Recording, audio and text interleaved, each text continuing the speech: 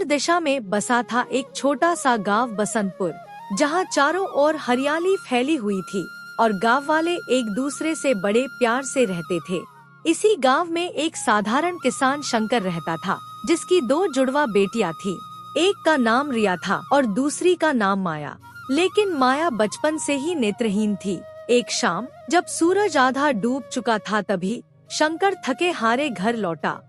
अरे मेरी गुड़िया रानिया, कहाँ हो तुम दोनों? पापा आ गए। आज खेत में तुम्हारी याद आ रही थी।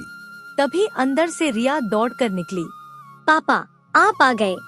वाह मेरी शेरनी, कैसी हो बेटी? और हाँ, मीरा कहाँ है? उसकी आवाज क्यों नहीं आ रही? तभी आवाज सुनकर मीरा धीरे धीरे कमरे से निकली। आ गई मेरी परी। आज कैसी रही बेटी? कोई तकलीफ तो नहीं हुई ना? खेत में काम करते वक्त बस तुम्हारी ही याद आ रही थी। पापा, मैं तो बिल्कुल ठीक हूँ, बस आपकी राह देख रही थी। लेकिन आज आप इतनी जल्दी कैसे? खेत का सारा काम हो गया? हाँ बेटी, आज काम जल्दी निपट गया। बस सोचा क्यों ना घर आकर अपनी मीरा बेटी से गप्पे मार लूं। यह सब सुनकर रिया का चेहरा लाल हो गया। उसके मन में आग सी लग गई। वह बिना कुछ कहे तेज कदमों से अपने कमरे में चली गई और सोचने लगी। बस बहुत हो गया, मैं भी तो इस घर की बेटी हूँ, हर काम करती हूँ। लेकिन पापा सबसे पहले माया को ही पूछते हैं। माया या माया वाह। अगर माया को जरा सी भी तकलीफ हो तो सारा गांव दौड़ पड़ता है। पहले मैं भी माया का इतना ख्याल रखती थी, उसकी हर छोटी बड़ी जरूरत पूरी करती थी। लेकिन जैसे जैसे हम बड़ी हुई, सबका प्यार माया की ओर मुड़ गया। मुझे कोई पूछता तक नहीं। रात भर सोचती रहूंगी, कोई योजना बनानी होगी जो सही समय पर काम आए। अब सुबह होती है। किसान और उसकी पत्नी बाहर जा रहे होते हैं। जाते जाते रिया की माँ रिया से बोलती है। रिया बेटी, हम दोनों जरूरी काम से बाहर जा रहे हैं, शाम तक लौटेंगे। माया का अच्छे से ख्याल रखना, उसे कुछ न होने पाना। अगर वो बाहर जाना चाहे तो साथ जाना और घर का काम भी संभालना। खाना समय पर बना लेना। हाँ बेटी, माया तेरी छोटी बहन है, तू बड़ी है, तेरी जिम्मेदारी ज्यादा। अगर कोई समस्या हो तो पड़ोसी को बुला लेना। जी माँ, आप चिंता मत करो, मैं सब संभाल लूंगी। माया को कुछ नहीं होने दूंगी और घर भी चमका दूंगी। सुरक्षित जाइए। माता पिता के जाते ही रिया का चेहरा बदल जाता है। वह तेज कदमों से माया के कमरे में घुसती है और बोलती है। उठो महारानी, क्या सारा दिन बिस्तर पर ही पड़ी रहोगी? सुबह हो गई है, सूरज चढ़ आया। तुम कौन हो? आवाज तो मेरी बहन रिया जैसी लग रही है, लेकिन इतनी कठोरता और गुस्सा? तुम रिया नहीं हो सकती। घर में क्या कर रही हो? माँ पापा कहाँ हैं? क्या हुआ है? अरे डर मत, मैं तेरी बहन रिया की सखी हूँ, नाम है मीरा। रिया और तेरे माता पिता बाहर गए हैं किसी काम से, शाम तक लौटेंगे। रिया ने तेरी जिम्मेदारी मुझे सौंपी है। हमारी आवाजें बहुत मिलती जुलती हैं, इसलिए भ्रम हुआ होगा। अब उठ, दिन शुरू हो गया। ओह, एक पल तो मैं बहुत डर गई थी, लगा कोई अनजान घुस आया। ठीक है मीरा, आज तू मेहमान है, मैं घर का काम कर लूंगी, तू आराम कर। चाय बनाऊं? अरे नहीं नहीं, आज तू ही सारा काम करेगी। ये तेरे बुरे भाग्य का फल है। हमेशा लाड़ प्यार में रहती है, अब असली जीवन का स्वाद चख। झाड़ू लगाना, पोछा मारना, बर्तन धोना, खाना बनाना, सब तू करेगी। मीरा, मैंने क्या गलती की है? मैं तो सबकी मदद करती हूँ, कभी किसी को दुख नहीं दिया। देख, तुझे तो कुछ पता ही नहीं चलता। घर का सारा काम तेरी बहन रिया करती है, लेकिन कोई पूछता तक नहीं। तुझे जरा सी चोट लगे तो सारा गांव दौड़ता है मदद करने। रिया को चोट लगे तो कोई फर्क नहीं पड़ता। मैंने अपनी आँखों से देखा है उसकी मेहनत। और हाँ, ये बात किसी को बताई, माँ पापा या किसी को, तो तुझे बहुत बुरा होगा, समझी? अब शुरू हो जा। रिया माया से सारे घर के काम करवाती है। रिया दूर से देखकर मन ही मन हंसती है, लेकिन अंदर से थोड़ा अपराध बोध भी महसूस करती। मीरा, मैंने सारा काम कर दिया, झाड़ू, पोछा, बर्तन, खाना भी बना लिया। अब कुछ खाने को दो न। सुबह से कुछ नहीं खाया, भूख से चक्कर आ रहे हैं, हाथ कांप रहे हैं। वाह, काम तो करती ही नहीं, रोज बस खाने की भिखारी बनी रहती है। कुछ देर बाद रिया किचन से खाना लेकर माया को देती है और बोलती है, ले, सिर्फ सूखी रोटी, सब्जी तो मैं खा चुकी हूँ। अगर खानी है तो खा, वरना भूखी सो जा। माया भूख से मजबूर होकर रोटी खा लेती है, लेकिन मन में सोचती रिया जल्दी लौट आए। और जब कुछ समय बाद शाम होती है तो रिया कहती है, अब मैं जाती हूँ, याद रखना मुंह खोला तो तेरी शामत आएगी। कल फिर मिलूंगी अगर जरूरत पड़ी, और हाँ, माँ पापा पूछे तो कहना सब ठीक रहा। कुछ देर बाद हरिया और कमला लौट आए बाजार से कुछ सामान लेकर। माया कुछ बताना चाहती थी, उसका दिल तेज धड़क रहा था, लेकिन डर से चुप रह गई। वह सोचती रही, क्या मीरा सच में रिया की सखी है या कुछ और। रात में सब सो गए, लेकिन माया के मन में सवाल उमड़ रहे थे, किसे बताऊं, कौन मानेगा मेरी बात, क्या ये सब मेरी गलती है। यह सब सोचते सोचते माया सी गई। अब सुबह होती है, शंकर खेत पर चला जाता है। अब कुछ समय बाद माया अपनी माँ से कहती है, सुनो माँ, मैं अपनी सखी लता के पास जाना चाहती हूँ। बहुत दिन हो गई है, मैं उससे मिली नहीं हूँ। माँ मुस्कुराकर बोलती है, अच्छे ठीक है, मैं रिया को बोल देती हूँ कि लता के यहाँ छोड़ दे। नहीं माँ, रिया को परेशान करने की जरूरत नहीं, मुझे लता के घर तक का रास्ता पता है। माया इतना कहकर लता के घर जाने के लिए निकल जाती है। और कुछ समय बाद माया लता के घर के बाहर पहुँचती है तो बोलती है, कोई है यहाँ? इस नेत्रहीन लड़की की मदद करो, दरवाजा खोलो। तभी लता बाहर आती है और बोलती है, माया, इतने दिनों बाद कैसे आई? क्या हुआ? चेहरा इतना उदास क्यों? आंखें लाल लग रही हैं, रो रही थी क्या? चल अंदर चल, बाहर खड़ी क्या कर रही है? लता माया को अपने कमरे में ले जाती है और माया सारी घटना विस्तार से बताती है। मीरा की कठोरता, काम, ताने, रोटी का ताना, सब कुछ लता को बताती है। लता, कल ऐसी अनजान लड़की आई, खुद को रिया की सखी बताकर, लेकिन उसने मुझे इतना तंग किया, काम करवाया, ताने मारे, सिर्फ रोटी दी। मैं क्या करूं? डर लग रहा है। माया, मुझे पहले से शक था कि तेरे साथ ऐसा कुछ होगा। वो मीरा कोई सखी नहीं, तेरी बहन रिया ही थी। आवाज मिलती है न? मैंने कल तेरे घर के पास से गुजरते हुए देखा, तू काम कर रही थी, गिरती उठती, और रिया दूर से मुस्कुरा रही थी, जैसे मजा ले रही हो। वो तुझसे ईर्ष्या करती है, तेरे प्रति सबके प्यार से जलती है। तू इतनी दयालु है, लेकिन वो नहीं समझती, शायद बचपन से ही ये जलन पल रही है। क्या रिया? वो मेरी बहन है, मेरे साथ ऐसा क्यों करेगी? हम तो साथ खेली कूदी हैं, एक दूसरे का ख्याल रखा। ईर्ष्या? लेकिन क्यों? मैंने क्या लिया है उससे? ईर्ष्या अंधी कर देती है माया। मैंने उसे कई बार देखा है, जब सब तेरी तारीफ करते वो चुप हो जाती, चेहरा उतर जाता। जब माँ पापा तेरे लिए चिंता करते वो अलग हो जाती। लेकिन तू चुप रहना, शायद वो सुधार जाए। बताएगी तो परिवार टूट सकता है। चल चाय पी, मन हल्का हो जाएगा। माया दुखी होकर घर लौटती है, लेकिन किसी को नहीं बताती। वो मानती है कि रिया का दिल बड़ा है, वो बदल जाएगी। महीनों गुजरते हैं, माया की उदारता सबको प्रभावित करती रहती है। गांव में उसकी चर्चा होती है। कुछ महीनों बाद समय ने करवट ली।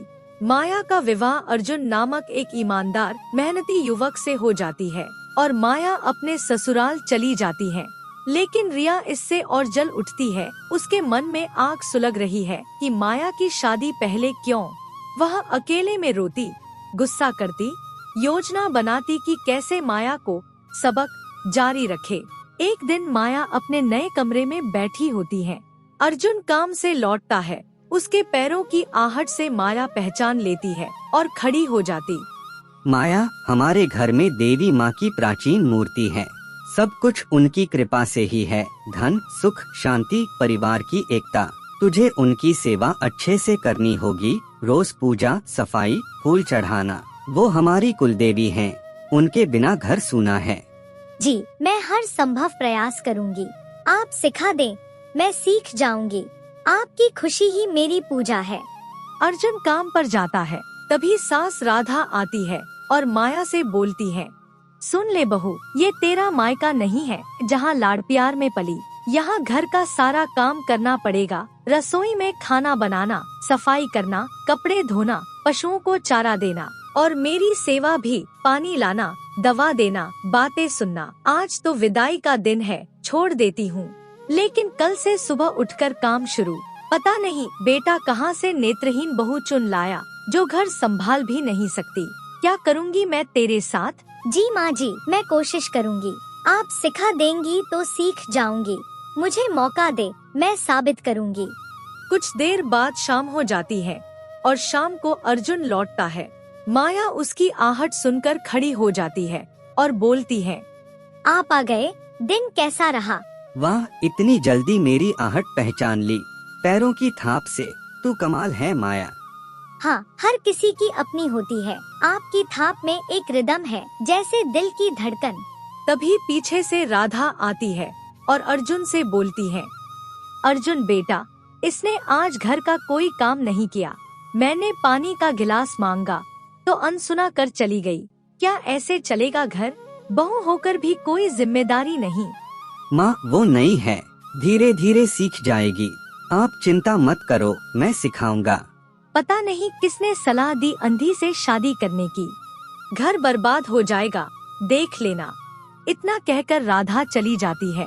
अर्जुन माया को सांत्वना देता है, माँ की बातों का बुरा मत मानना। वो कठोर लगती हैं, लेकिन दिल की बहुत अच्छी हैं। बस आदत है डांटने की, बचपन से ऐसी हैं। समय लगेगा, लेकिन वो तुझे अपना लेंगी। चल खाना दे, भूख लगी है। जी, आज आपकी पसंद का दाल चावल और सब्जी बनाई है। मैंने टटोल कर मसाले डाले, उम्मीद है पसंद आएगा। कुछ देर बाद रात होती है, सब खाकर सो जाते हैं। अगली सुबह अर्जुन खुशी होकर माया के पास आता है और माया से बोलता है, माया, मैं बताना भूल गया। मेरा वैद्य मित्र विष्णु आँखें ठीक करने में माहिर है। मैंने तेरी आँखों के बारे में बात की। उसने कहा इलाज संभव है। कल चलेंगे उसके पास, पूरी जांच कराएंगे। जी, कई वैद्यों ने देखा है, दवाएं दी, लेकिन कोई फर्क नहीं पड़ा। ठीक है, प्रयास करेंगे। देवी माँ की कृपा होगी तो हो जाएगा। पीछे से राधा सुन लेती है और वहाँ आकर बोलती है, बेकार प्रयास। इतने सालों से नेत्रहीन, अब क्या ठीक होंगी? समय और पैसा बर्बाद। बेहतर है घर के काम पर ध्यान दो।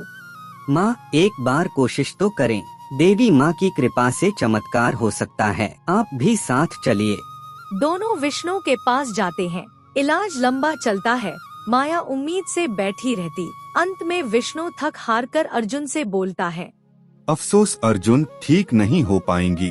जन्मजात समस्या है, कोई इलाज नहीं, लेकिन हिम्मत रखो। दोनों दुखी होकर घर लौटते हैं। राधा ताना मारती है, माया चुप रहती है, लेकिन मन ही मन मजबूत होती है। सोचती, आंखें न सही, दिल का प्रकाश काफी है। रात आधी गुजर चुकी थी, लेकिन रिया चुपके से माया के ससुराल पहुंची। माया के कपड़े पहनकर, चेहरे पर नकाब, वो राधा के कमरे में घुसी, योजना के मुताबिक माया को बदनाम करने की। राधा गहरी नींद में थी। रिया का दिल तेज धड़क रहा था, लेकिन ईर्ष्या ने उसे रोक नहीं पाया। रिया माया बनकर राधा को झकझोर कर जगाती है। राधा नींद से उठती है। तुम हमेशा डांटती रहती हो, कभी ये करो, कभी वो। तुम सास के नाम पर कलंक हो। एक नेत्रहीन को कितनी मुश्किलें सहनी पड़ती हैं, क्या पता है। रोज ताने, रोज अपमान, बस हो गया। तू कौन? माया, इतनी रात को क्या बात है? इतना गुस्सा क्यों? हाँ, मैं माया ही हूँ, तुम्हारी बहू। तुम कभी समझती नहीं, अंधकार में जीना क्या होता है। स्पर्श से रास्ता ढूंढना, आवाज से पहचानना, लेकिन तुम सिर्फ डांटती हो, अपमान करती हो। अब बस। रिया और बुरा भला कहती है। राधा डर जाती है, बेहोश हो जाती है। रिया भाग जाती है।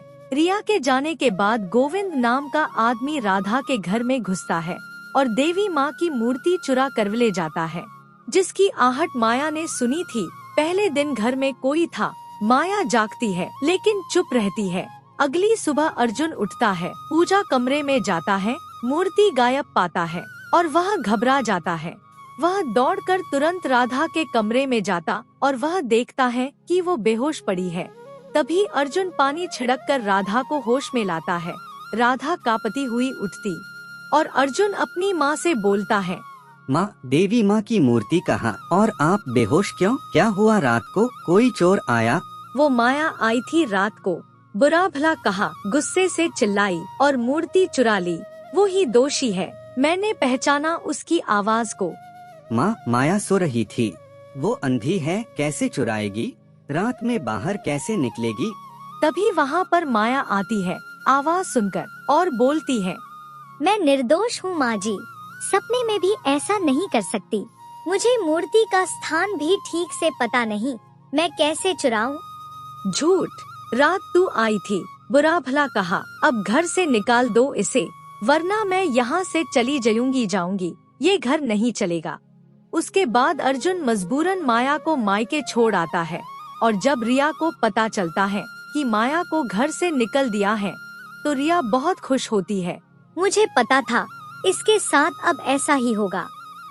अगले दिन रिया के माता पिता को गांव वाले से पता चलता है कि सारा किया धरा रिया का ही है। उसी शाम उसके माता पिता घर जाते हैं और रिया से कहते हैं, रिया, तूने माया के साथ ये सब क्यों किया? उसका संसार उजाड़ दिया, ईर्ष्या में इतना गिर गई। हमें सब पता चल गया। तेरी हरकतें, माया को तंग करना, शर्म आनी चाहिए। माफ करो पापा, माँ ईर्ष्या में अंधी हो गई थी, अब पछता रही हूँ। यह सब सुनकर माया वहाँ आती है और कहती है, हाँ रिया, अब मैं देख सकती हूँ। देवी माँ की कृपा से आंखें ठीक हो गई। तू रात को आई थी, सास को डरा कर भागी, लेकिन मैंने तेरी आहट पहचानी ली थी। चोर गोविंद था, उसकी आहट से पता चला, लेकिन मैं चुप रही। लेकिन चलो अब मैं चलती हूँ, बाहर मेरा कोई और इंतजार कर रहा है। इतना कहकर माया बाहर चली जाती है और उसका इंतजार उसका पति अर्जुन कर रहा होता है। मैंने तुम्हारी बात मानकर तुम्हारी सहायता करी। अब तुम बताओ कि हमारी देवी माँ की मूर्ति कहाँ है? देवी माँ की मूर्ति गोविंद ने चुराई है। तुम्हें कैसे पता? और तुम इतनी यकीन से कैसे कह सकती हो कि देवी माँ की मूर्ति गोविंद ने चुराई है? उस दिन जब मैं घर में अकेली थी, तब मुझे लगा रहा था कि कोई मुझ पर नजर रखे हैं, पर मैंने उसके पैरों की आहट सुन ली थी। और जब थोड़ी देर बाद गोविंद आता है, तो वो ही सामान आहट थी। और रात को देवी माँ की कृपा से आंखें ठीक हुई, तो मैंने गोविंद को मूर्ति ले जाते देखा था। अब वह दोनों गोविंद को पकड़कर उससे मूर्ति लेकर अर्जुन की माँ को देते हैं और सारी सच्चाई बता देते हैं। सच्चाई जानकर माजी कहती है, बेटी मुझे माफ कर, मैंने गलत समझा, मैं डर गई थी, तुझे इतना दुख दिया। माँ जी, आपका हक है डांटने का, आप बड़ी हैं, अगर आप नहीं डांटेंगी तो कौन डांटेगा? परिवार खुश रहे, यही चाहती हूँ। चलो अब सब भूल जाए। इस तरह ईर्ष्या का अंधकार दूर हुआ, सब प्रेम से रहने लगे और माया का प्रकाश सबको रोशन करता रहा। परिवार फिर से एकजुट हुआ और सभी खुशी खुशी रहने लगे। अगर वीडियो पसंद आए तो लाइक, कमेंट और सब्सक्राइब करें।